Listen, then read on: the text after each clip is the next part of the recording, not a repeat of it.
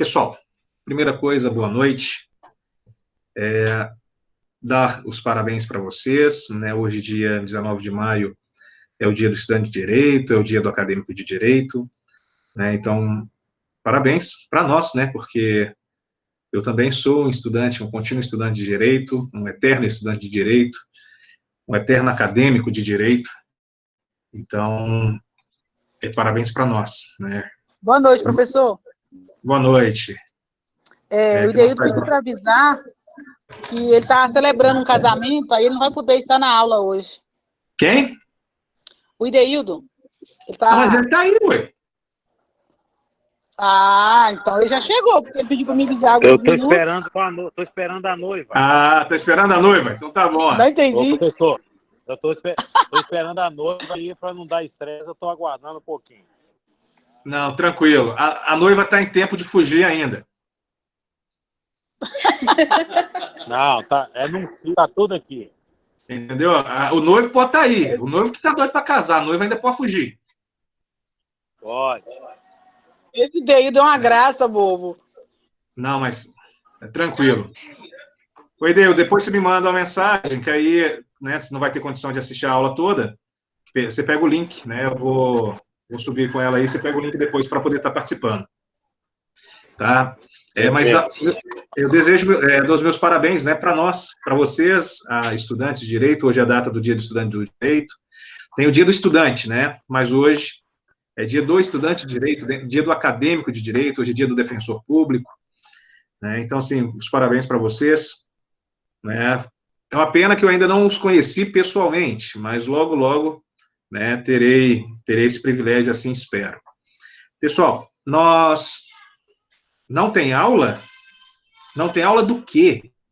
Minha aula vai ter. O meu presente para vocês se chama aula, né? Meu presente se chama aula. Eu vim para dar aula, né, para vocês, beleza? Não, hoje vai ser uma arbitragem. Hoje vai ser uma arbitragem. Pessoal, nós vamos evoluir, né, da nossa matéria. Nós já passamos pela conciliação, nós passamos pela negociação e nós passamos pela mediação, foi o último tópico. E hoje nós vamos começar a falar de arbitragem. Nós vamos dar uma guinada na nossa matéria, porque até então nós estávamos discutindo métodos de solução de conflito de forma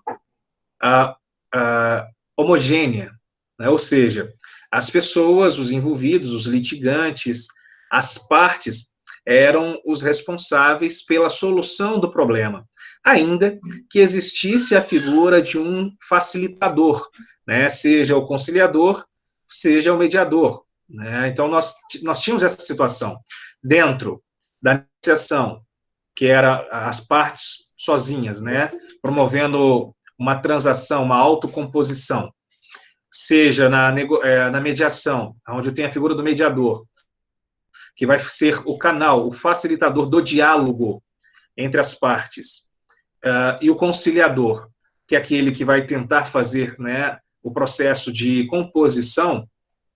Eu vou passar agora para um método de uma forma de solução de conflito heterogênea. O que isso significa? Eu vou ter um terceiro, que é o árbitro, e esse árbitro é quem será o responsável por dirimir, por resolver o problema. Né? Então, o árbitro é quem irá resolver o problema, né, quando a gente trata da arbitragem. Eu enviei para vocês o material, mandei agora pelo grupo lá no WhatsApp. Querem que passe o link ou ali tá bom, não precisa? Como é que está?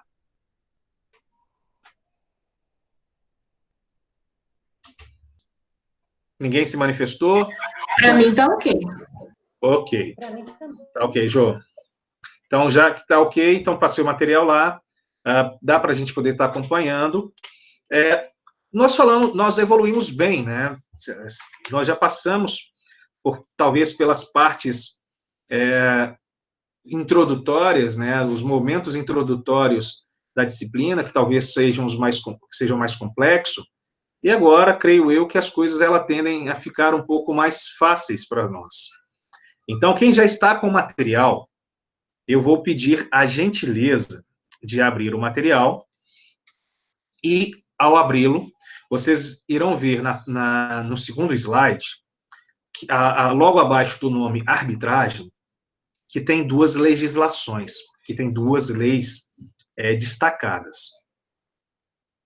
Tem a Lei 9.307, de 1996, que é a lei que trata sobre arbitragem, e tem a Lei 13.129, de 2015, que foi uma legislação que veio promover algumas reformas, algumas modificações na legislação da arbitragem, ok?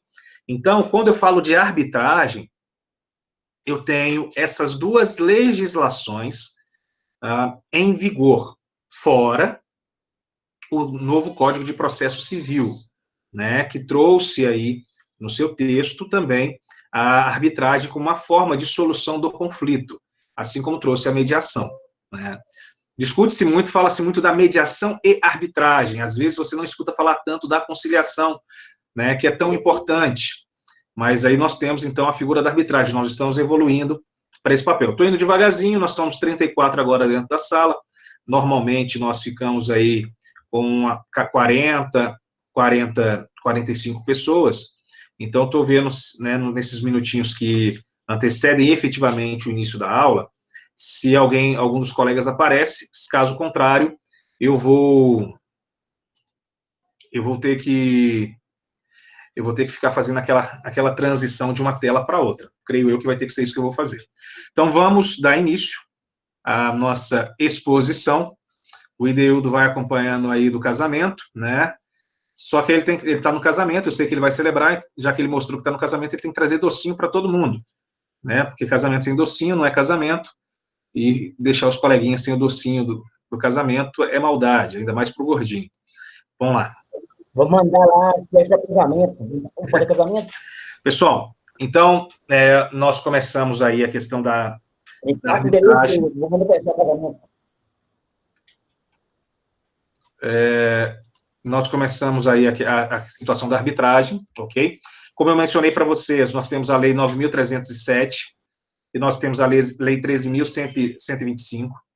Essas duas legislações serão o cerne, serão os norteadores do nosso estudo, tá bom?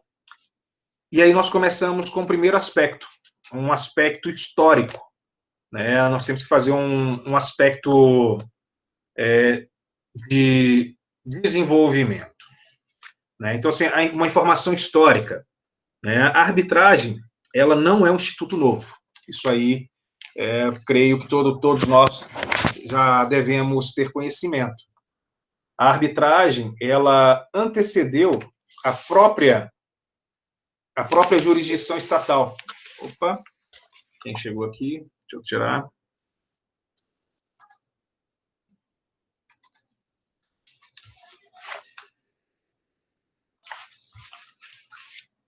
A arbitragem, ela ultrapassa, né? Ela antecede a própria jurisdição estatal, ou seja, existe a figura da arbitragem dentro do nosso contexto histórico desde os tempos remotos. Se você for pegar, só para vocês entenderem a questão do árbitro, onde ele aparece, uma das figuras. Na Roma Antiga, nós tínhamos o praetor, o pretor, né? Não era juiz, era o pretor. No caso, na época de César, quando, né, do início do Império, eu sei bem, né, do início do Império Romano, como Roma se expandiu, para dirimir as controvérsias, para que pudesse pacificar, César escolheu alguns homens respeitados nas comunidades, e era a figura do pretor. O pretor era aquele que ouvia, e aquele que, né, ouvia o quê? Ouvia a queixa, e era ele quem decidia como aquilo ali seria resolvido. Eu gosto muito, eu cito para vocês muitas séries, muitos filmes, de onde vocês podem ver como é que isso na prática. Tem um seriado antigo da HBO, chama Roma. Você consegue ver isso no seriado de Roma, com uma certa precisão. Tem que olhar com um olhar clínico, um olhar crítico. Tem um seriado mais recente, chama Vikings. Né? O seriado Vikings, você também vai poder visualizar essa situação.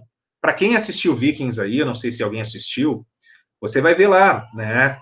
Sempre que há um conflito, o conflito ele é levado para o Khal, né? Para o líder, né? E é o Khal que vai poder dirimir, ele quem vai decidir, ele quem vai dar a sentença. Isso aí é o quê? Isso é o árbitro.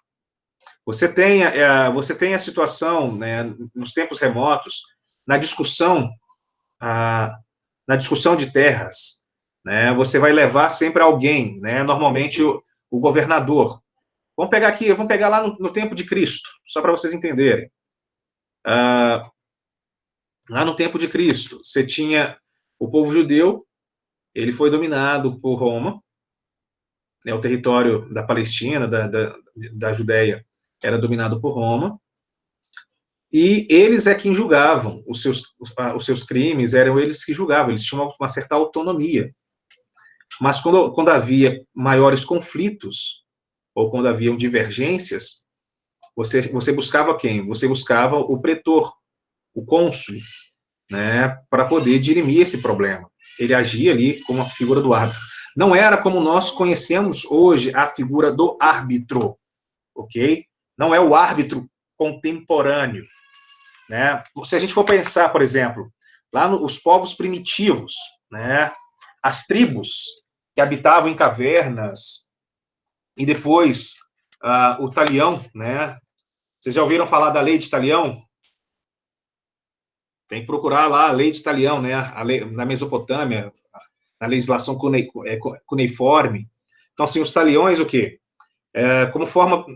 Eles atuavam como forma privada de fazer justiça, né? Com a máxima, ou seja, o ofensor sofre o mesmo dano que infligiu ao ofendido. Então, lá na antiguidade, nos tempos primitivos, na época de Talião, né? E posterior a Talião, nós temos aquela máxima: olho por olho, dente por dente. Ou seja, o sujeito, ele cometeu determinada conduta, determinada transgressão, determinada ofensa, e alguém, que normalmente era um líder, né, ou quem detinha um determinado poder, autorizava o injustiçado a praticar conduta análoga. Né? O sujeito matou, então mata o sujeito. Ou se o sujeito matou alguém da sua família, você pode matar alguém da família do sujeito. Né? Então você tinha nós já temos essa premissa, nós já temos essa visão, né, da figura do árbitro, que é alguém que vai dirimir e alguém que vai decidir. Aí isso é o ponto-chave, essa é a palavra principal. Alguém que vai decidir. Né? Na arbitragem, nós temos alguém que delibera, nós temos alguém que decide, nós temos alguém que define, nós temos alguém que aplica. E aí, ao aplicar, todos os outros se veem o quê? Obrigados a cumprir aquilo que foi decidido, aquilo que foi aplicado. Poderia trazer para hoje, na contemporaneidade, né, nós temos o quê? Nós temos o jogo de futebol, eu citei, um jogo de basquetebol, um jogo de vôlei, né? Você tem lá o futebol americano, para quem gosta. Qualquer esporte, qualquer desporto, ele tem um árbitro. Ele tem um árbitro.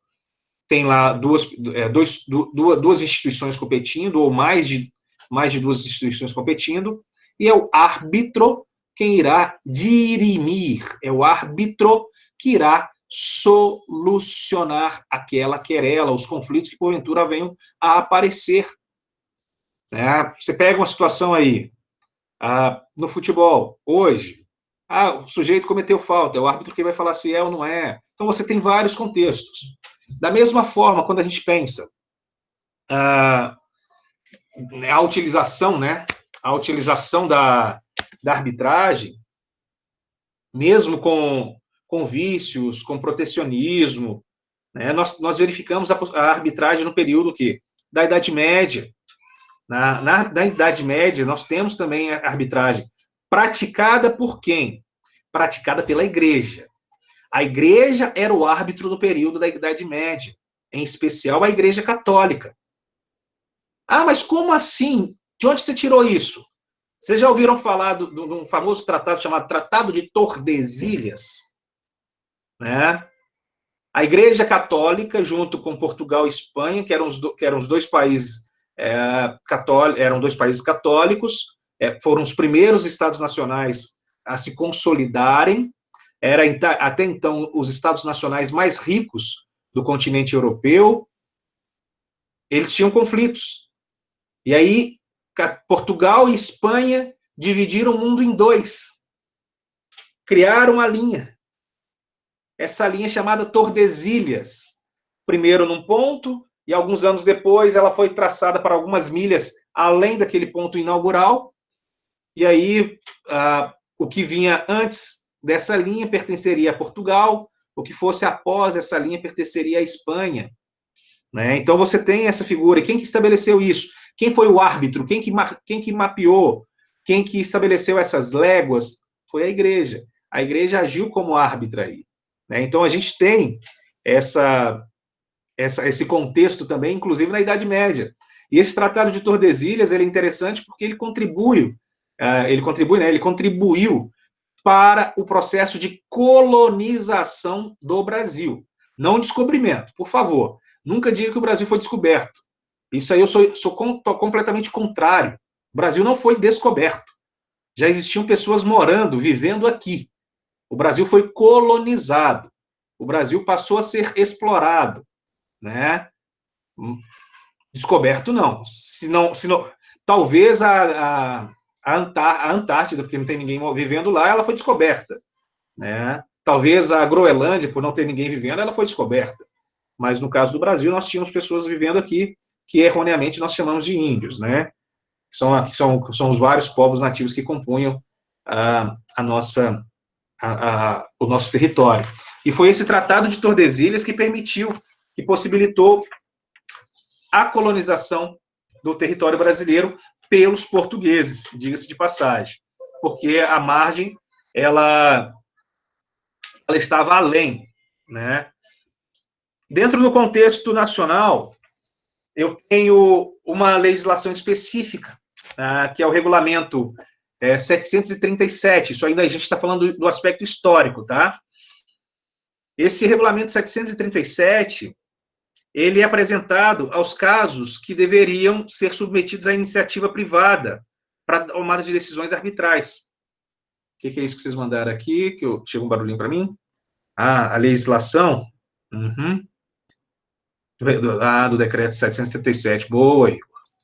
Né? Então, assim, o decreto, ele falava sobre as decisões de iniciativa privada do ponto de vista de uma decisão arbitral. Né? Em algumas situações, inclusive, era obrigatória a utilização da arbitragem para dirimir problemas de terra e tudo mais.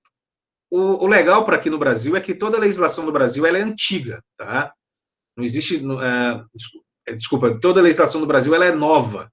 Não existe legislações tão antigas. As primeiras legislações brasileiras propriamente ditas, elas são a partir de 1824, né, quando o Brasil teria, segundo a história, proclamado a independência. Né? E antes disso, toda a nossa legislação é legislação portuguesa.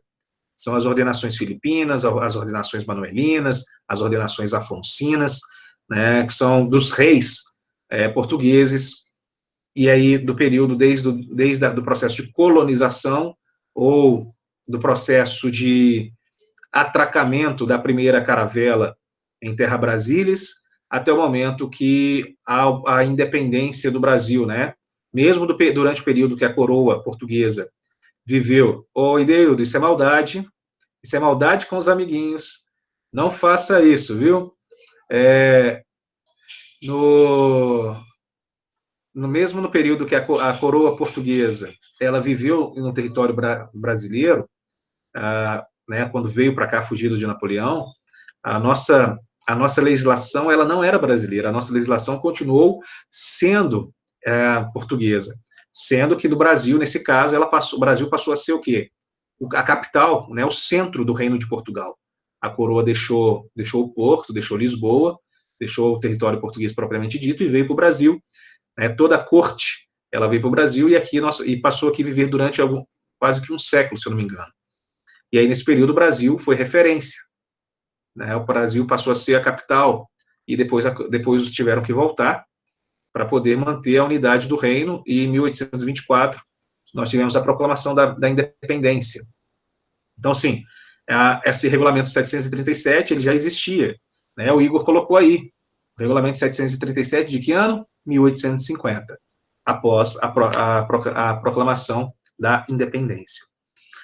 O Código Comercial Brasileiro, ele também estabelece a justiça arbitral, né, uma justiça arbitral obrigatória, resultante do quê? Do contrato de locação mercantil. Né, o contrato de locação que comercial, mercantil, vem de mercantilismo, né, vem de comércio, vem de troca.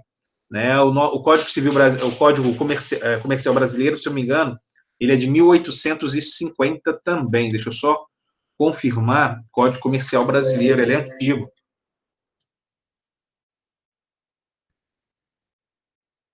Exatamente. O Código Comercial Brasileiro, ele é de 1850, né?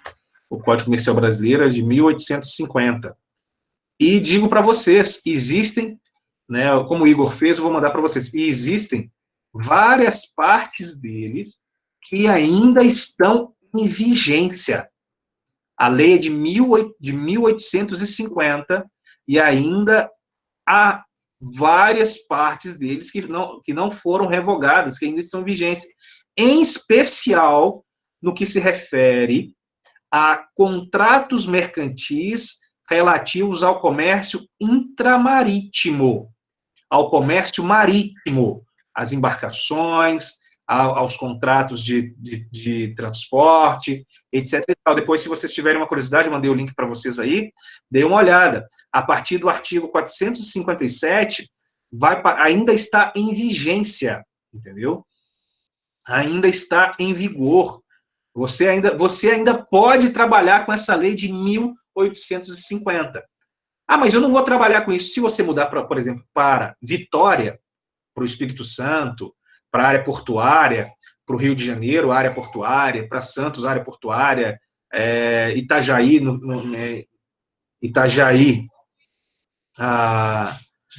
em Santa Catarina, né, que é uma grande área portuária também, muito provavelmente você vai precisar saber essa legislação, tá?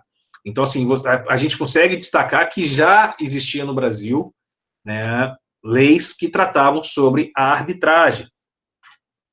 E aqui, né, no caso, existiam dois tipos de arbitragem: a arbitragem voluntária e a arbitragem obrigatória. A arbitragem obrigatória, ela foi baseada, né, ela é contrária à natureza da arbitragem. A arbitragem pressupõe, vamos lá, quando a gente fala da forma consensual de solução de conflito, nós estamos pressupondo que as partes irão escolher, que as partes irão deliberar sobre essa modalidade a ser adotada para dirimir as querelas, as controvérsias que existem entre elas. E aí nós temos esse aspecto, né, um pouco antigo, né, que é a questão da arbitragem. Né, nós temos a figura aí que existiam a arbitragem voluntária, a voluntária, então, que a gente está discutindo, e nós tínhamos a arbitragem obrigatória. E aí, essa arbitragem obrigatória, ela contrariava o preceito da autonomia, né? Então, porque o preceito da autonomia, ele é um dos pilares para que haja arbitragem, porque o árbitro, ele tem que ser aceito pelas partes. A ideia do árbitro, ele tem que ser aceito pela parte, não lá da antiguidade, mas dentro do território brasileiro. E aí, no que refere-se à obrigatória, houve a revogação. A revogação, ela se deu por meio da Lei 1350, no ano de 1866. Da mesma forma, o antigo Código Civil, vocês não estudaram, vocês não vão estudar, mas precisam saber da existência dele, né, que é o primeiro Código Civil brasileiro. Nós estamos no segundo Código Civil brasileiro. O Código Civil de 1916, ele previa o compromisso, né, arbitral. E aí ele estabelecia que há alguns requisitos de validade e esses requisitos eles deveriam ser atendidos sob pena de nulidade. Aí a gente teria que pegar o Código Civil de 16, não é interessante para nós, porque o Código Civil de 16 ele foi revogado na sua totalidade quando do advento do Código Civil, no ano de 2002, que é o Código Civil de 2002, que é o Código Civil que vocês estudam. Código Civil esse, inclusive, que passou por algumas reformas, né, algumas mudanças que vocês irão ver com a professora Priscila, que são mudanças, inclusive, significativas, no que tange principalmente a questão da capacidade, né, da capacidade do agente, da capacidade dos sujeitos, das partes. Né? Houve uma mudança substancial com o advento da lei dos portadores de necessidades especiais. Então, houve uma transformação. No contexto nacional ainda, nós temos a Lei 9.307 de 96, que é essa que nós destacamos no início da nossa aula, que vai ser um marco referencial, né? Ela vai ser a norma específica, é a norma que entabula a forma da aplicação da arbitragem no território brasileiro. Então, nós podemos dizer que a arbitragem no Brasil, ela acontece desde 1996. Só que essa arbitragem que acontecia desde 1996, normalmente ela era mais para o campo penal, ela não era tanto aplicada ao campo do direito civil, né? O que vai acontecer? Essa legislação, ela vai ser recepcionada, ela continua em vigor, porém o Código Civil, um novo Código de Processo Civil, em especial lá no seu artigo 42, ele vai trazer e vai falar, né, sobre a arbitragem, sobre a sua necessidade, né, o compromisso com a validade, o compromisso com a jurisdição, né? Então ele formalizou esse contexto, inclusive, para o âmbito civil, não ficando apenas criminal ou comercial, mas o âmbito civil das pessoas mesmo, nós, cidadãos comuns, pessoas físicas, tá? E aí a gente traz agora alguns conceitos. São vários conceitos, são conceitos plúrimos, são conceitos diversos, né, que a gente precisa estar destacando. Eu trouxe três ou quatro conceitos para vocês. Ô, Cristiano, antes de você entrar no conceito, então esclarece para mim, o árbitro é aquele que vai resolver a situação. Sim. Tá. Só para me deixar claro, porque eu estou indo parte por parte, só para... Sim. Não, a sua ponderação, Jô, foi maravilhosa. Por quê? A gente precisa entender. Foi por isso que lá no início da aula, eu mencionei, olha, nós estamos mudando o paradigma da nossa matéria. Por quê? Até aqui, quando nós estudamos negociação, quando nós estudamos conciliação e quando nós estudamos mediação, a tônica da solução do conflito, ela era realizada de forma homogênea. O que é isso? As partes, os litigantes, os envolvidos, ainda que com o auxílio de um mediador ou de um conciliador, é quem resolviam o problema. O mediador seria um facilitador para que eles pudessem dialogar, o conciliador daria lá as suas opiniões, as suas ideias, ou propondo soluções do conflito. Só que quem decidia se essa solução seria ou não aceita, se seria possível compor ou não compor, eram os envolvidos. Por isso, chamada autocomposição. Mediador e conciliador, eles eram apenas canais facilitadores. Agora, quando nós passamos a discutir a arbitragem, nós mudamos completamente. Nós saímos aqui da autocomposição e nós vamos vir agora para a heterocomposição. Hétero, do sentido que? Diferente. Né? A heterocomposição é uma composição fixada por pessoas diferentes. Nesse caso, significa que os litigantes, os conflitantes, os querelantes, né, aquelas pessoas que possuem o problema a ser solucionado, elas terão a obrigação, né, e a faculdade, a opção de elegerem um terceiro esse chamado árbitro, e é esse árbitro que irá promover, e será esse árbitro que irá promover a solução do problema. A decisão do árbitro, ela não é passível de questionamentos. Ok? O que foi decidido pelo árbitro não se questiona. Algo muito próximo a isso. Obviamente, se teve um vício... É que nem a água, um copo de água e um óleo. Ele não se mistura. É isso aí, bateu, a decisão dele é isso aí que você falou. É isso mesmo. Quer ver? Ó, eu não queria usar esse exemplo, mas talvez fique mais claro para você. Para vocês não confundirem. Por quê? Eu estou utilizando isso como forma de exemplo, ok? Um juiz, ele atua como se fosse um árbitro. Quando as pessoas não conseguem resolver o problema entre elas, eles levam para o juiz analisa tudo aquilo que foi apresentado e decide. Não é isso? A ideia do árbitro é essa também, só que fora da estrutura do poder judiciário. Quando fala-se de um juiz, você distribui o processo. Se for num lugar que tem muitos juízes, qualquer pessoa pega. No caso do árbitro, a gente vai ver daqui a pouquinho, que as partes, os envolvidos, eles irão escolher quem são as partes que escolhem quem vai ser o árbitro. Então, por exemplo, eu e você, Jovilene, nós temos um problema comercial, por exemplo, a nossa empresa, a minha empresa e a sua empresa estão com problemas comerciais. Está havendo uma guerra, né, de preços. E isso está causando um grande prejuízo, por exemplo. Eu vou escolher um árbitro. Aí eu tenho possibilidades. Eu tenho Hércules, eu tenho Ideildo, eu tenho Pedro, eu tenho a Liliane, eu tenho lá a Lívia, eu tenho Fernando, eu tenho, né? Você tem uma série de pessoas que vão ser árbitras.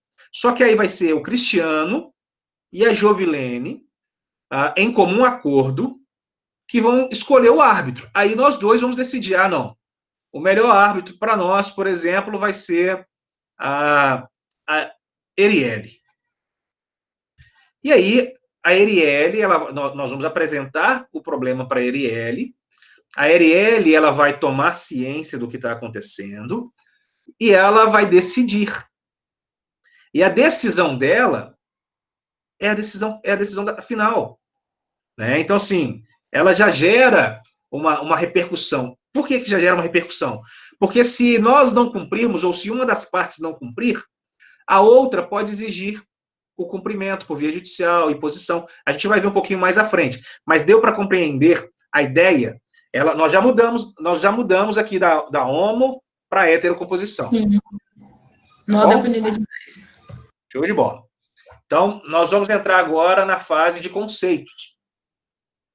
Então, o primeiro conceito que nós trazemos, né, que nós temos aqui, é do Carlos Alberto Carmona. E ele fala o seguinte: sobre a arbitragem. Uma técnica para a solução de controvérsias, através da intervenção de uma ou mais pessoas que recebem seus poderes de uma convenção privada, decidindo com base nesta convenção, sem intervenção do Estado, sendo a decisão destinada a assumir eficácia de sentença judicial. Vamos pegar primeiro, vamos trabalhar esse conceito primeiro. Olha, então aqui ele já nos apresentou alguns elementos, né, que a arbitragem, ela pode ser feita por uma ou mais pessoas. Mas como assim? Pode ser que vocês vão decidir que tem 3, 5 árbitros, né? Por que você está falando número ímpar, Cristiano? Mereço presença? Oi? Mereço presença? Não entendi. Eu mereço presença, agora eu tenho que ir. Vai lá, boa cerimônia. Se tiver jeito, coloca o nomezinho aí, senão eu lembro depois. Seguinte, a técnica, essa definição, né, esse conceito do Carmona, ele já nos apresenta algumas situações que a gente pode pensar. Primeira delas, olha, essa intervenção, né, esse processo de arbitragem, ele pode ser realizado por uma ou mais pessoas. O que significa isso? Que eu posso ter uma pluralidade de árbitros. Mas como assim? Pluralidade. Pode ser uma junta, né? Uma junta arbitral. Né? A junta arbitral você vai ter lá 3, 5, 7, 9, 11, 13. Por que ímpar? Para poder ter o desempate. Porque se você tiver 6 e der 3-3, como é que fica? Você não vai ter uma decisão. Então, você tem que ter um número ímpar, né, para poder ter aí o voto de desempate. Por exemplo, os tribunais. Todos os tribunais, eles possuem número ímpar. Por exemplo, o STF tem 11. Por que são 11? São 10 ministros. E o ministro-presidente, ele só vota se houver empate, para poder, né, que é chamado voto de Minerva. A mesma coisa aconteceria, né, dentro de uma junta, dentro do conselho, de uma junta arbitral, de uma câmara arbitral. Então, havendo uma pluralidade.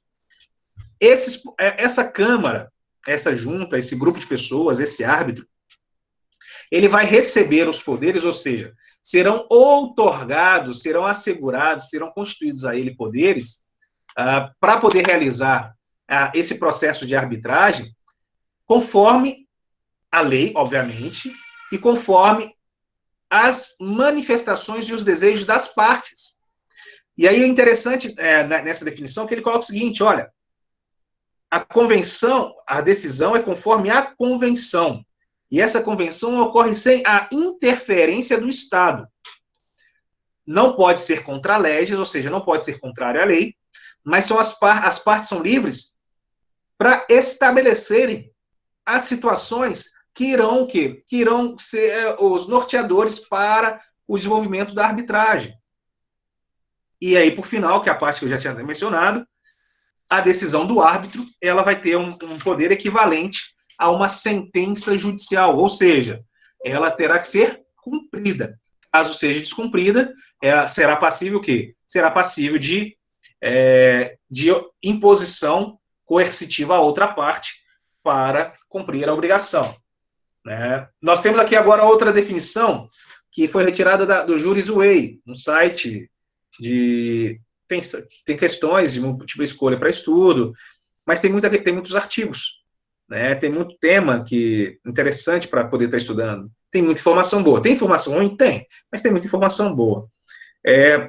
Modalidade, no caso, vamos voltar lá, conceito de arbitragem, modalidade extrajudicial de resolução de um conflito em que um árbitro terceiro escolhido pelas partes decide uma lide que necessariamente envolve discussão sobre direitos patrimoniais disponíveis. Opa! Nesse conceito agora já nos traz algumas informações também extremamente interessantes. Primeira delas, a gente já mencionou que é o árbitro, né, terceiro, ou seja, estranho, e que é escolhido pelas partes. Então, isso ficou claro para nós, esse conceito. E o outro ponto, a discussão, o objeto envolvido nessa arbitragem é o quê? Patrimonial disponível. Direito patrimonial disponível, ou seja, de bens que há a possibilidade de disposição. Né? sobre patrimônio, ok? Continua. Se não me engano, é o último. Não, tem mais um, do Carreira Alvim. É o penúltimo, foram quatro conceitos. O conceito agora do Dagoberto Calazans Araújo Pereira. Ele coloca o seguinte: a arbitragem é um processo alternativo, extrajudicial e voluntário entre pessoas físicas e jurídicas capazes de contratar, no âmbito dos direitos patrimoniais disponíveis, sem a tutela do Poder Judiciário. Então, ficou mais claro para nós, né? Começa a ter o processo de clarividência, clarificação, né? Se existia alguma nebulosidade, alguma condição turva, ela começa a ser afastada aí, e a gente começa a discutir, então, alternativo, porque são métodos positivos, eu tenho lá a mediação, eu tenho a conciliação, a gente vai estudar outro, tem lá, quando falar de família, constelação familiar, né? Ela é extrajudicial, ou seja, fora da tutela do judiciário, é voluntário, ou seja, não é obrigatório, é entre pessoas físicas e jurídicas, desde que sejam capazes de contratar, né? E, obviamente, tem que falar também aqui de patrimônios disponíveis, e não vai ter o poder do Estado aí, não vai ter a tutela do Poder Judiciário. Por fim, a definição do ministro Carreira Alvim, né? Professor Carreira Alvim. Arbitragem, sistema em que o Estado, em vez de interferir diretamente nos conflitos de interesses, solucionando-os com a força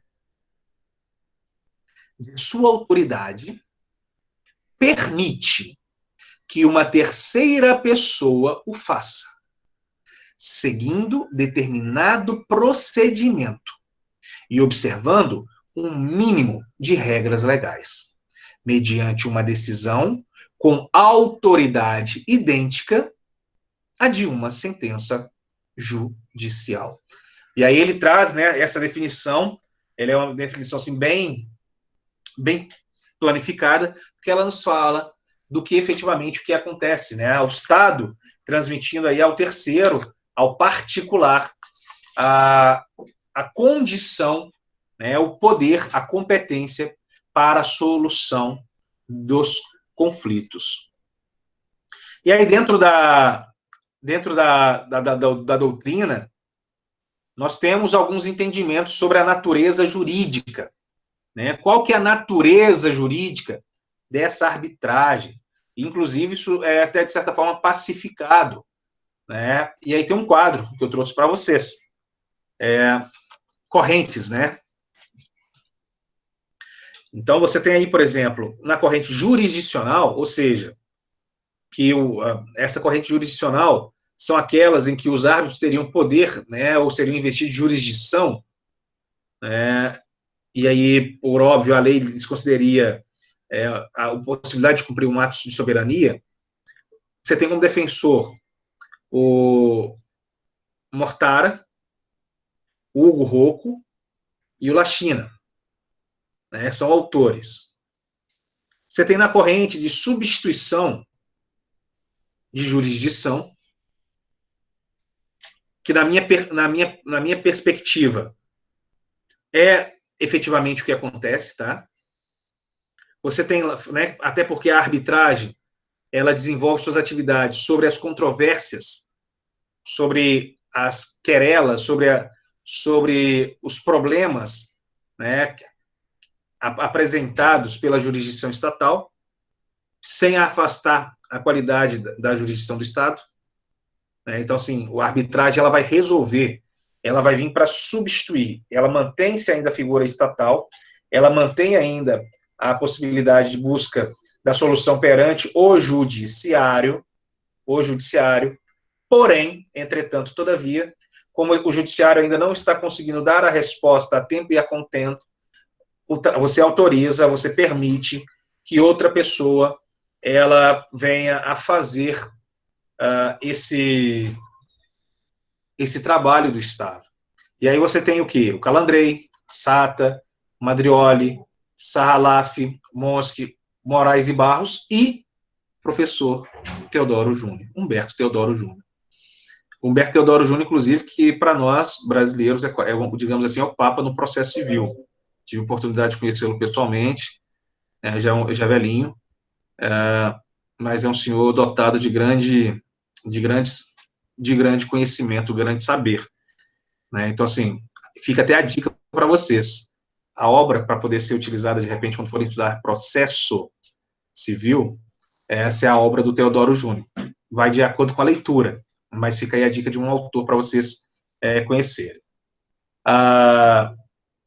Equivalente, outra corrente, equivalente ou sobrerogado processual, né, que é do professor Carnelucci, que considera a arbitragem com função jurisdicional vinculada à homologação estatal, negando ao árbitro a função processual e a arbitragem o caráter público.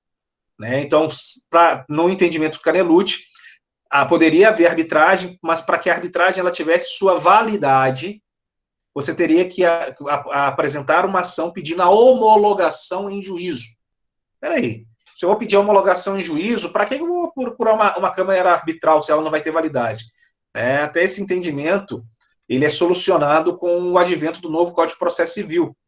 O novo Código de Processo Civil, ele deixa claro, ele é claro e evidente, quando ele menciona a autonomia, né, e os poderes que a arbitragem, as câmaras arbitrais possuem para dirimir outros problemas, tá?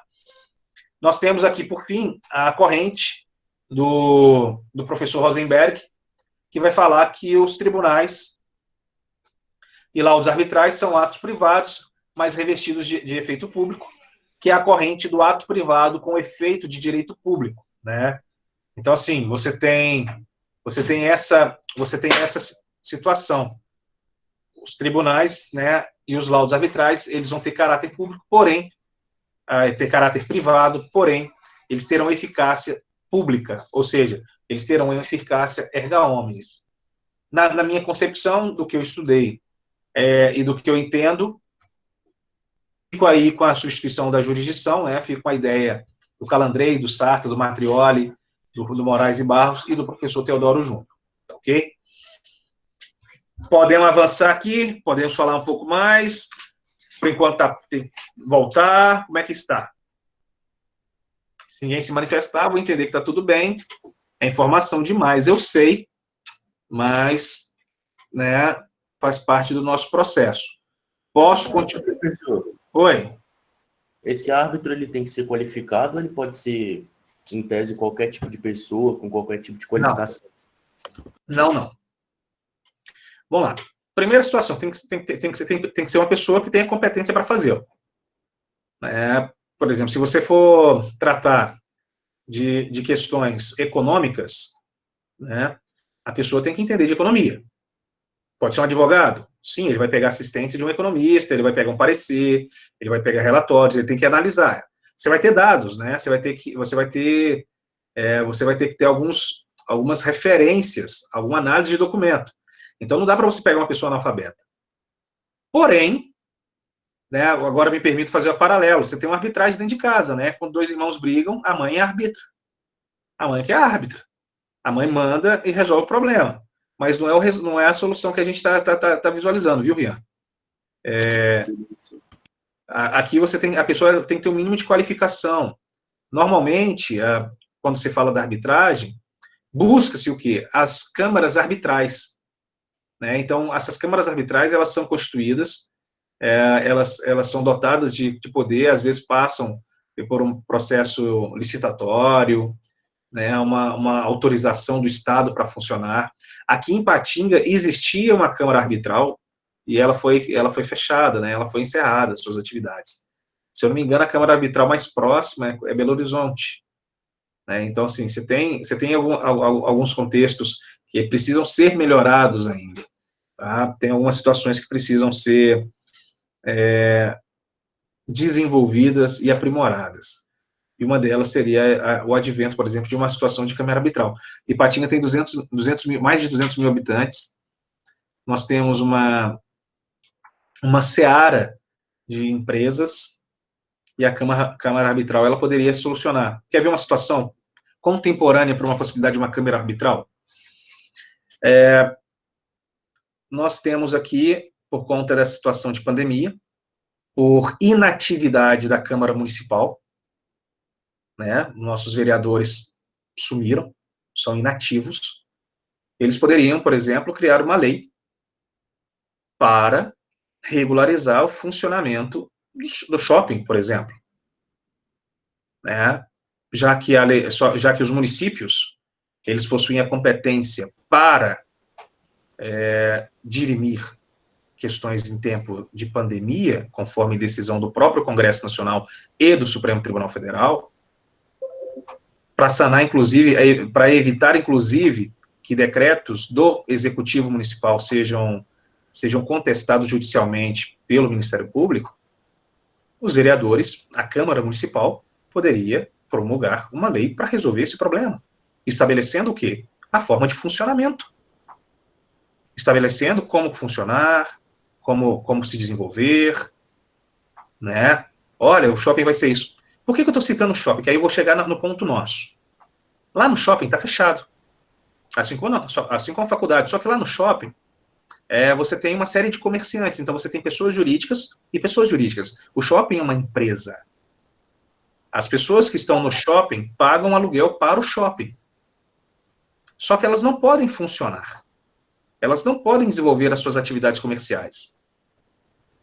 E aí vem aquele ponto, né? Nós já temos conhecimento que algumas lojas já foram fechadas por conta desse período, por não conseguirem manter, os aluguéis são altos.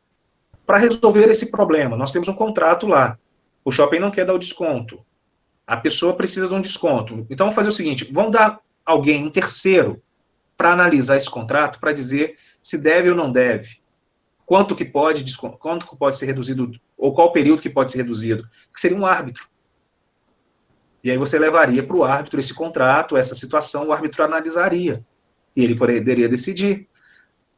E essa decisão, ela passaria a valer. Então, assim, você poderia ter essas situações para poder... Quem pode estabelecer? A Câmara também pode estabelecer aí, de repente, né, a instauração de uma câmara arbitral em Ipatinga, né? A gente tem uma série de situações que a gente tem que pensar. Então, assim, é uma possibilidade, a câmara arbitral, ela tende a ser, então não pode ser qualquer pessoa, não pode ser qualquer indivíduo, ele tem que ter um mínimo de qualificação, quanto maior a qualificação, melhor, quanto maior a especificidade, é melhor. Né? Então, por exemplo, você vai tratar de uma discussão relativa vamos supor, a Usiminas e a Usimec, exemplo, né, está dentro do mesmo grupo, não vai ter problema, mas estou citando a título de exemplo, Usiminas e Usimec, então você pega ali, quem que vai dirimir? A Câmara Arbitral, né, a Junta Arbitral, tem que ter ali técnicos que entendam de metalurgia, que entendam de siderurgia, pessoas que possam falar, você tem que ter uma pluralidade de pessoas para trabalhar nessa querela, nesse problema, a ser solucionado. Né? E isso é para evitar o quê? Para evitar que chegue ao judiciário. Fica mais barato, é mais rápido, né? Você evita longa espera para poder ter um parecer estatal. Né? E a possibilidade do quê? Você vai escolher aqueles que você concorda. Então, por exemplo, eu tenho o Rian, né, e a Jovilene. O Rian e a Jovilene não gostam do Cristiano. Pô, beleza, não precisa ser o Cristiano. Pode ser o Felipe Toledo. Ah, não, o Felipe Toledo é bom para a Jovilene e é bom para o Rian. Ok. Por que eu citei isso? Porque quando a gente vai para o Estado, pode cair para a mão do Cristiano, juiz. Aí o Cristiano, juiz, é promovido, ele sai. Aí vem o Ideildo sai. Aí vem a Liliane sai. Vem a Lívia sai. E o processo ele está ali, ele vai passar na mão de 3, 4, 5 pessoas, e de repente ele não vai ter a solução do conflito, ele não vai ter a pacificação, ele não vai ter a decisão. Já na Câmara Arbitral, não. Na Câmara Arbitral nós vamos ter o quê? Uma decisão o quê? Mais célere, mais imediata, vai resolver. Então, às vezes, a solução que você precisa é para ontem. A Câmara Arbitral é quem vai fazer isso. Obviamente, esse para ontem não é de um dia para o outro, né? Mas ele vai decidir de uma forma mais célere, né? O que vai resultar aí num atendimento melhor dos anseios das partes envolvidas, tá? Consegui minimamente sanar aí essa situação. Ô Cristiano, pegando o gancho aí, foi votado um projeto na Câmara, agora recente, sobre os comércios, uma lei, abertura dos comércios. Mas mesmo assim, essa lei for vetada por prefeito e sanada, não pode abrir motivo. Hoje nós temos uma liminar que proíbe a abertura dos comércios. Não, mas aí é uma lei superveniente. Entendeu? É uma lei que a existência, não está muito dentro aqui, não. Eu citei só para poder mostrar, mas só para poder clarificar. Só para você entender, olha, quando o governo municipal ele fez um decreto, e esse decreto determinava a abertura, por exemplo, de bares, restaurantes, academias, shoppings, galerias, etc., não existia nada. Um dos grandes X que eu vi no processo é que o fato do município ainda estar vinculado com a situação de calamidade. Ele está atrelado ali, que é eu vejo que é o grande problema para o Ministério Público é isso. Ele quer que o município saia dessa condição, que ele abdique dessa condição. Porém, não existia nada. Então, veio o MP, o município, me parece, que dentro das requisições que foi feito pela prefeitura, pelo MP, ele não atendeu a tempo e a contento, houve a propositura da ação, foi dada a liminar. Quando deu a liminar, determinou fechar. A prefeitura foi citada na segunda-feira, na terça-feira, fechou. Só que na segunda-feira à noite, a presidência da República, o Poder Executivo, foi lá e, por meio de um decreto presidencial, incluiu, por exemplo, as academias como atividade essencial, vários outros tópicos, academia, salão de cabeleireiro, essas coisas como atividade essencial. Por conta do advento desse decreto presidencial, só para poder esclarecer, houve o quê? Houve uma alteração no desenvolvimento da atividade, né, no processo. Então, houve uma alteração da situação, da circunstância processual. Tanto é que houve o quê? Que houve uma revisão parcial da liminar, autorizando, suspendendo, na verdade, cassando a parte que falava das academias, porque as academias passaram a ser essenciais. Ok? Porque, na verdade, não há vedação. Por exemplo, se o comércio funciona, não há vedação. A grande discussão, por exemplo, só fazer um paralelo, pessoal, até me desculpa aí fazer esse ponto, na questão do shopping, eu entendo que o shopping é mais fácil de se fiscalizar do que o centro, por exemplo. No shopping, você vai obrigar o shopping a fiscalizar a entrada das pessoas e a permanência das pessoas com o uso das máscaras. Você tem um volume de pessoas que podem ficar lá, eles vão com o quê? Com 30% da capacidade, com 20% da capacidade, com 40% da capacidade, 50% da capacidade. Não sei. A lei, quem for da área de saúde, da área de gestão, é quem vai estabelecer essas condições. Ok. E se não for cumprida, multa. Multa para o shopping. Não é para o lojista. No centro, não. No centro, o sujeito está com máscara, ele está sem máscara, ele tá cheirando o cangote do outro, né? Ele está colado. Então, assim, você não tem, no shopping, você vai ter como fiscalizar isso. Né? Então, assim, uma lei municipal, ela sanaria, e aí caberia, inclusive, na minha visão, com o advento da sanção dessa lei, apresentar para o Poder Judiciário, que foi votada uma lei municipal, né, regulamentando a atividade, e pedindo, inclusive, a cassação da liminar, porque a liminar ela pode ser cassada a qualquer tempo. Ela não precisa ficar até a decisão final do processo, tá? Da mesma forma que ela pode ser dada a início do processo, como foi dada agora, ela pode ser dada no curso do processo, ou ela pode ser revogada no curso do processo, ela pode ser cassada. Tá? Então, assim, você tem várias possibilidades. Uma outra possibilidade que se fazer é por meio de um agravo de instrumento, né? Caso não atenda a revogação, agravo de instrumento ao tribunal, e aí o tribunal é quem vai decidir se deve ou não acolher. No meu entendimento, havendo uma lei específica feita para o período de pandemia, né, esse período que a gente está vivenciando, solucionaria o problema, ok? Vamos sair daqui, vamos dar andamento, vamos continuar na questão da arbitragem. Aí, na arbitragem, a gente volta. Nós temos uma figura da natureza jurídica, né, jurisdicional, que a legislação brasileira ela adota. A nossa legislação que trata sobre a arbitragem é a Lei 9.307, de 1996, né, e o artigo 31 dessa lei, ela vai trazer o seguinte, que a sentença arbitral. O que é a sentença arbitral? Que a decisão do árbitro produz entre as partes e seus sucessores, ou seja, a decisão da arbitragem, do árbitro, a sentença que foi dada no momento da arbitragem, ela vai ter efeito entre os envolvidos e, inclusive, os seus sucessores, que podem ser seus herdeiros ou, no caso de pessoas jurídicas, aqueles novos sócios, né? Então, produz entre as partes e os sucessores os mesmos efeitos da sentença proferida pelo órgão do Poder Judiciário, né? E sendo condenatório, constitui título executivo. O que é isso? O que isso quer dizer? Está dizendo o seguinte, que a decisão da arbitragem, a decisão em arbitragem, ela equivale a uma decisão judicial. Ou seja, tem poderes equivalentes. Ah, mas onde que está isso? Se você quiser pegar o novo Código de Processo Civil, artigo 42, se eu não me engano, deixa eu só até verificar, novo CPC, artigo 42, se eu não estou enganado. Está aqui, ó.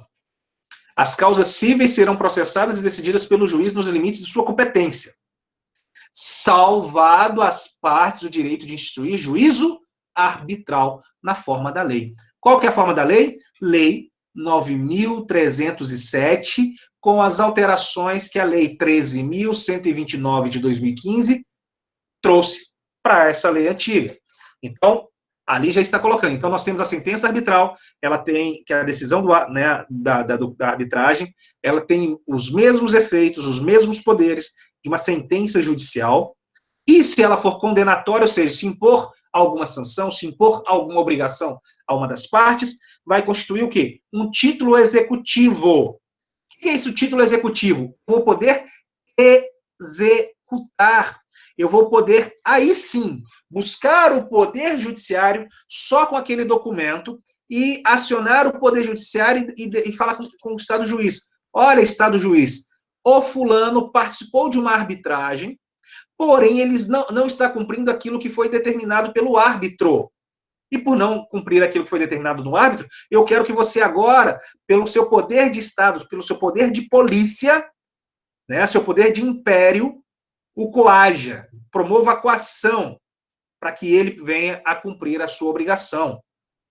Qual que é a diferença disso? Mas, eu poderia fazer isso antes? Sim.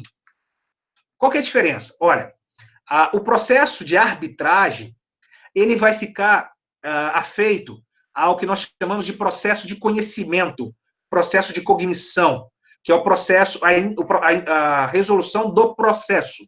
Então, a arbitragem, ela vai estar em modo equivalente, me permitam essa analogia, ao processo de cognição, o processo de conhecimento, que é a fase inicial do processo, que vai do momento que você propõe a ação até o momento que é dada a sentença, né, ou quando há trânsito em julgado dessa sentença. Então, essa fase aí, ela poderia ser solucionada. Como assim, Cristiano? Vamos lá. Por que, então, que a arbitragem é interessante? Imagine a questão da Câmara Arbitral, né? Eu citei o caso lá do shopping, a questão das lojas, uma Câmara Arbitral. A Câmara Arbitral, se houvesse uma Câmara Arbitral para poder discutir esses contratos, o que ela decidiu? Demoraria 1 mês, demoraria 15 dias, demoraria 2 meses. Resolvido o problema, ok?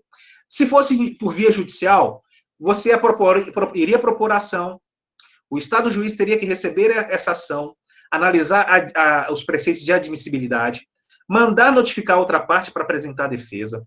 Depois que a outra parte apresentou a defesa, mandar para a outra parte contestar, que a gente chama de impugnar a contestação. Daí voltaria, ele iria questionar se haveria necessidade de realização de perícia, provas técnicas, etc. Designaria peritos. Os peritos promoveriam, né, dentro do seu prazo aí, a questão da perícia. para voltar para as partes dizerem se concordam ou se não concordam com a perícia, impugnar ou não impugnar as perícias.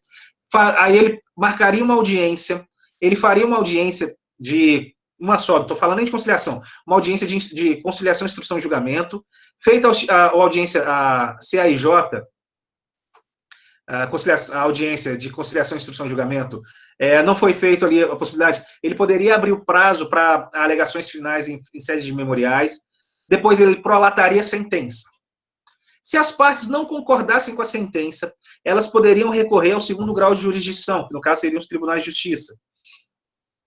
Daí daria decisão. Se não concordasse, poderiam recorrer ao Tribunal Superior, né, ao STJ, para dar decisão. Depois que a decisão do STJ fosse dada, voltaria para a origem do processo, e aí o processo transitaria em julgado, ou seja, passaria sem o tempo da possibilidade de apresentação de recurso, o trânsito em julgado é isso, e somente depois do trânsito em julgado é que eu poderia começar o cumprimento da sentença. Bom, numa parte, nessa situação, indo a Brasília e voltando, né, no STJ e voltando, acho que deu aí quase 10 anos para mais. Será que resolveu o problema? Eu acho que não. Então, a arbitragem, ela se mostra mais interessante. Eu posso fazer a arbitragem, olha só, estou falando de 10 anos, para poder começar a executar a sentença. Ou seja, se a pessoa não cumpriu, eu vou, só a partir daí, do momento que houve o trânsito julgado, eu vou poder começar a exigir o cumprimento. No caso da arbitragem, não. Foi lá, resolveu. 1 mês, 2 meses, 3 meses, 4 meses, 6 meses, não interessa o tempo que demorou ali. Resolvido? Não tem possibilidade de recorrer. Se não tem possibilidade de recorrer, já virou título executivo extrajudicial. Desculpa, título executivo judicial. Título executivo judicial. Opa, a Lorena entrando, só um segundo. Título executivo. E aí, com esse título executivo, eu vou poder já executar, eu já entro para a fase de cumprimento de sentença. O que é a fase de cumprimento de sentença? Eu mando, se tiver que pagar alguma coisa por condenatório, eu já mando bloquear a conta, eu já mando penhorar bens, eu já mando fazer tolir o patrimônio do sujeito, pronto. Eu já consigo prender o patrimônio do sujeito. Agora, eu tenho aquela opção, né? Ou eu vou esperar esse tempo todo, esse percurso todo, para poder chegar a esse momento, ou eu já vou acelerar a minha vida. E, normalmente, a arbitragem ela é mais indicada. Como eu mencionei, embora a legislação seja de 96, ela não é tão usada no Brasil. Né? Os países europeus, os países da América do Norte, utilizam com maior incidência, com maior frequência. Nós estamos ainda engatinhando, a gente está mudando o paradoxo, o paradigma de litígio no Brasil. Nós estamos saindo de um litígio judicial para um litígio extrajudicial, que é a utilização de formas consensuais de solução de conflito, que foi estimulada efetivamente o quê? Um novo Código de Processo Civil. Então, nós temos aqui, ainda, né, que a natureza jurídica, a Carta Arbitral, que é um novo instituto que foi inserido por meio do artigo 237 do novo Código de Processo Civil. Então, vou abrir o artigo 237 aqui para a gente poder estar lendo ele, que foi instituído pelo artigo 237 do Código de Processo Civil. Peraí, deixa eu ver.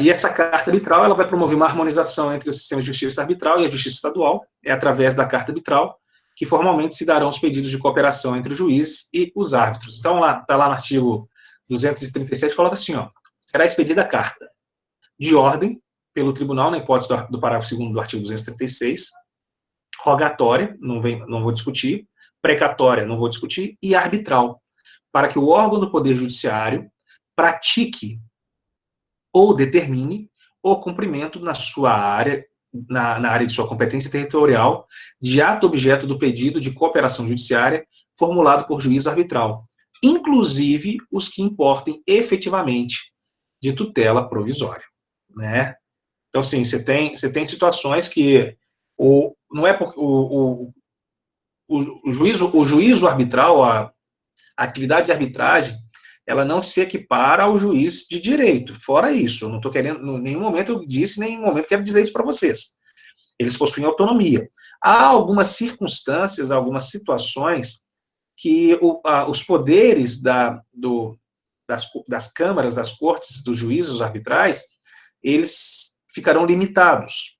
E aí ele emite uma carta, que é a carta arbitral, solicitando ao juiz, né, de direito, né, o auxílio no cumprimento, né, o auxílio no cumprimento daquelas ordens. Aí, inclusive, é destacado aqui, no artigo 237, inciso 4º, coloca lá, inclusive, as que importam a efetivação de tutela provisória. O que é a tutela provisória? Antecipação de direitos, né, a antecipação de direitos, a resguardar algumas condições peculiares no início da discussão, né, sem que haja análise prévia da matéria, sem que haja uma decisão. Então, são as possibilidades aí que a legislação, ela nos apresenta. Quem que pode contratar, né? Quem que pode contratar? Quais são os limites legais da arbitragem? O artigo 1º da Lei 9.307, ela vai trazer de forma bem nítida para nós. Ó. As pessoas capazes de contratar poderão valer-se da arbitragem para dirimir litígios relativos a direitos patrimoniais disponíveis. Quem são essas pessoas que podem contratar? Os maiores, que são capazes, né, os capazes, os maiores, e entre 16 e 18 anos assistidos, né, e os menores de 18 representados. Só que os menores de 18, eles não contratam, né, eles são representados. Né, então, assim, você tem aí aqueles que podem contratar, ele também pode escolher o que? A arbitragem para sanar esse problema. Normalmente, os maiores e capazes. Tá bom? Tá tranquilo até aqui? Cristiano. Pois não, fala comigo. Tira uma dúvida minha. Pelo que eu entendi, se eu tiver entendido errado, você já me corrige. A arbitragem, ela atua tipo como um juiz, ele pode tomar decisão, correto? Sim. Só que no caso do juiz normal, você na frente do juiz, se você não concorda com a sentença, você pode recorrer. Correto. E no caso da arbitragem? Não, só se houver vícios. Então, a arbitragem, se tomar uma decisão, independente da decisão dela, a gente concordando ou não, a gente não tem como recorrer. Exato. Então isso. Entendi. Entendeu? Qual que é o ponto? Qual que é o ponto, Lisane?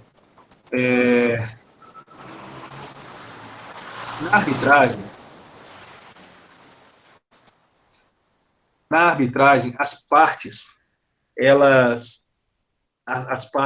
irão escolher a pessoa, né? Escolher a pessoa que irá decidir, né? Que irá decidir o problema. Então, vocês tiveram a possibilidade de escolher. Então, é em comum acordo. Né? Em juízo, não é assim que acontece. Eu não escolho o juiz que vai julgar meu caso. Entendeu? E eu posso não concordar com o parecer do juiz.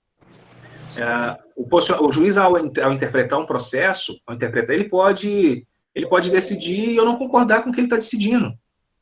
Efetivamente, eu não concordo. Mas você não concorda por quê? Eu não concordo porque ele deixou de apreciar coisa A, B ou C, ou porque eu achei que ele foi tendencioso, ou porque houve vício, ou porque ele não analisou o contrato da forma adequada. Então, peraí. Eu não escolhi o juiz. E ele deu uma decisão contrária ao meu desejo, do que eu acredito que ser o devido. Eu não tenho que concordar. Eu vou recorrer para que outras pessoas, outros juízes, né,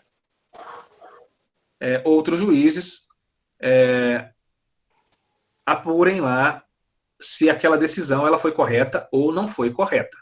ok? Então, o recurso é para que outras pessoas, uma pluralidade, porque daí você sai de um juízo monocrático e cai dentro de uma câmara, dentro de uma junta para avaliar o recurso, o processo, ele vai dar decisão. Na questão arbitral, é algo muito próximo. Só que eu escolho. E aí vem aquelas situações, igual eu mencionei, se houver algum vício, aí não, se houver algum vício, algum erro, aí você vai recorrer. Qual que é o recurso? Você vai notificar, por exemplo, se tiver um problema material. Que é um problema material? Às vezes um número, né, tá errado, era para ser 1000 e foi escrito 100.000. Né, você vai ver lá o erro, peraí, opa, houve um erro de digitação. Né, isso é um erro, que no processo comum nosso, a gente faria embargos, se o juiz não corrigisse, faria o recurso. E aí você vai notificar, né, você vai cientificar a outra parte, né, você vai cientificar a outra parte, você cientifica e solicita lá o juiz arbitral, o árbitro, o tribunal arbitral, quem quer que seja, para corrigir. Se tiver obscuro, você vai pedir para a questão de apuração, para clarear a decisão, para não ficar tão obscuras. Você tem essas situações, entendeu? Dessas possibilidades, ok? Então, assim, e aí a Câmara Arbitral, ela vai decidir. Só que fora isso, você não vai subir.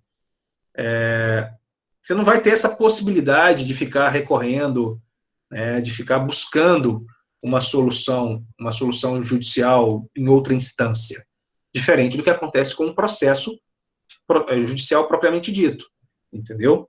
Inclusive, esse quadrinho, desse slide que está para vocês agora, a gente consegue perceber, né, algo muito próximo do que a gente está falando, do que a gente está mencionando. Olha só, eu tenho aqui a parte que são os litigantes. Olha só, vocês estão percebendo que a setinha, ela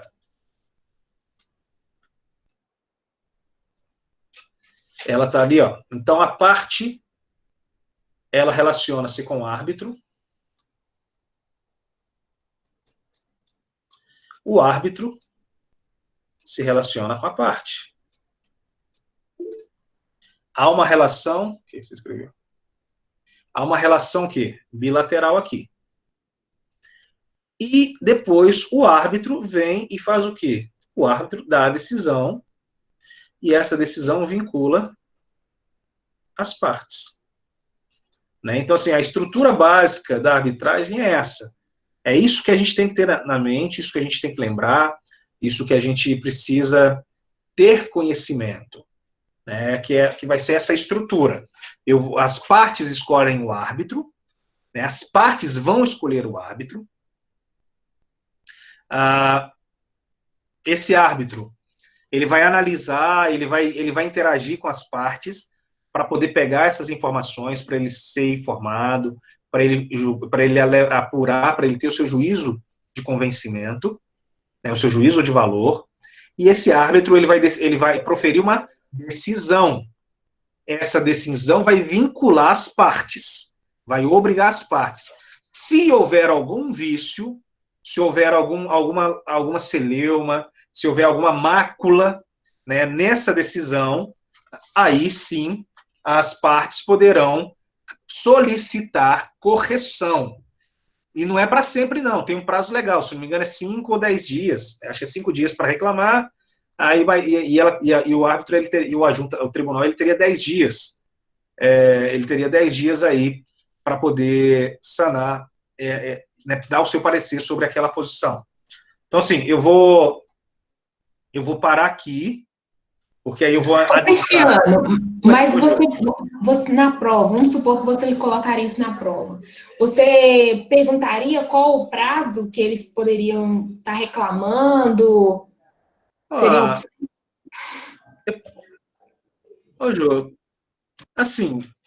Tomara que não. Não, eu não fico muito preso na verdade, nessa fase que a gente se encontra, eu quero que vocês tenham conhecimento e que compreendam aquilo que a gente está discutindo. Entendeu? assim, para mim, vocês têm que aprofundar mais. Vocês têm que conhecer aquilo que a gente está discutindo, compreender, saber distinguir o que é arbitragem, saber distinguir o que é mediação, saber distinguir a conciliação, a negociação, saber as peculiaridades de cada uma delas, né, saber como é que elas funcionam, saber qual que é o momento oportuno, procedimento, né, onde buscar. Questão de prazo, nem nas outras áreas do direito, com exceção do processo, que aí no processo é obrigatório, mas assim, na questão do prazo, eu não gosto, eu acho que não. A não ser que eu fosse pegar, igual eu gosto de pegar a questão de concurso, eu não sei se eu fiz a prova de vocês, tinham que justificar. Né? E aí, eu poderia pegar, se eu pegar uma questão de concurso, e aí a questão de concurso, ela vir já pronta, né? Ela já vinha estabelecida na cobrança de prazo. Mas eu tendo a ficar o quê? Eu tendo a evitar esse tipo de questão. Eu tendo a evitar esse tipo de questão. Então, assim, quanto a prazo, não preocupa não. Você tem que saber. Sim. Obviamente, vocês vão pegar, vocês vão dar uma analisada, vocês não vão ficar presos nesse material que eu estou mandando para vocês, vocês vão buscar mais informações, mais materiais.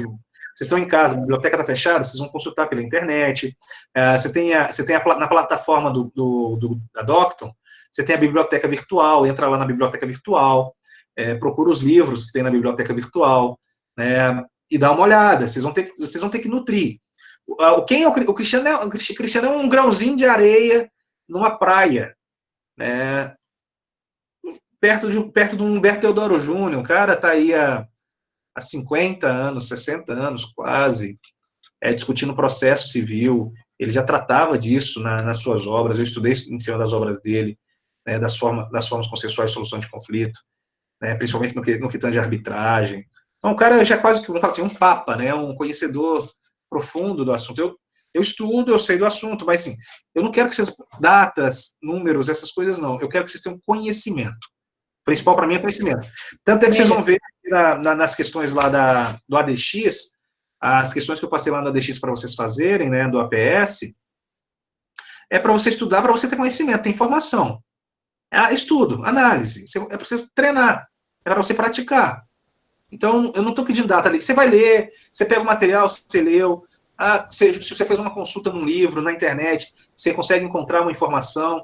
Você está buscando, eu estou te dando ali um caminho para você buscar, tá bom?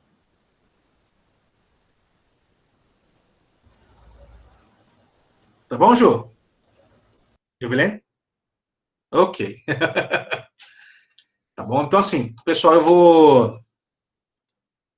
eu vou encerrar aqui, porque aí, a partir de amanhã, eu começo a falar dos tipos de arbitragem. Então, eu tenho com vocês 5 minutos, né, que seria, a aula terminaria 8h05, então hoje eu vou terminar um pouquinho mais cedo, vocês vão ter um tempo maior para poder tomar um lanche aí, e se preparar para a próxima prova, tá bom?